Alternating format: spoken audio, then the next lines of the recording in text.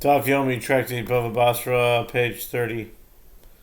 Daf 38, top of the page, with the words D'Amar Le Chavre, who said to another, I am here by selling you all the property, selling to you all the property I own of the house of Bar Sisin. There was a certain parcel of land that was called of the house of Sisin. The seller said to the buyer, this parcel of land I own is not actually of the house of Bar Sisin, and it is merely called of the house of Bar Sisin, and it is not included in the sale. They came before Rav Nachman for judgment, and he established the land in the possession of the buyer. Rava said to Rav Nachman, is this the halacha? Isn't the halacha that the burden of proof rests upon the claimant, and the land should remain in the possession of the seller? Kasha Rava, Kasha Nachman and Rava. The Gemara continues. There's a difficulty from one statement of Rava to another statement of Rava.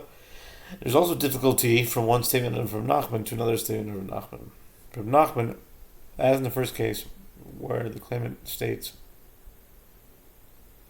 that he had been in a distant location, Rav Nachman ruled in favor of the claimant, and Rava ruled in favor of the possessor.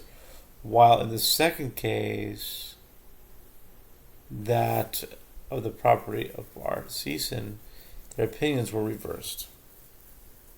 The Gemara answers the contradiction between the statement of Rava and the statement of Rava is not difficult, because there, in the case of the property of Bar Sisin, the seller had been established as having the land in his property, which is why Rava rules in his favor.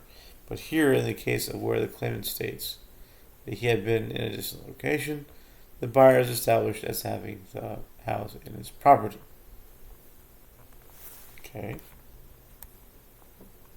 The contradiction between one statement of Rav Nachman and the other statement of Rav Nachman is not difficult as well, because there, since the seller said to him, I am hereby selling you all the property that I own of the house of Bar Sisin, and this parcel of land is called of the house of Bar Sisin. It is incumbent upon him to reveal that the parcel under dispute is not of the house of Bar Sisin.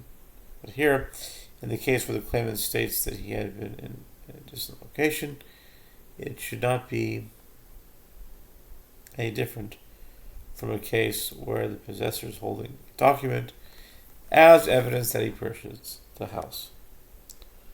Wouldn't we then say to him, first ratify your document and only then be established in the property? In this case as well, since the presumptive ownership is in place of a document, he needs to clarify the matter by means of witnesses. Okay. There was a certain person who said to another, what do you want with this house of mine? The possessor said to him, I purchased it from you, and I worked and profited from it for the years necessary for establishing the presumption of ownership. The claimant said to him, I was in the outer marketplaces and was unaware that you were residing in my house, therefore did not lodge a protest. So your profiting does not establish the presumptive ownership. The possessor said to him, but I have witnesses that every year you would come here for 30 days and had an opportunity to know that I was residing in your house and to lodge a protest. The claimant said to him, I was occupied with my business in the marketplaces for those 30 days. Brother said, a person is apt to be occupied with business in the marketplace for all 30 days, and accepted his claim. There was a certain person who said to another, "What do you want with this land of mine?" The possessor said to him, "I purchased it from so-and-so, who told me that he purchased it from you."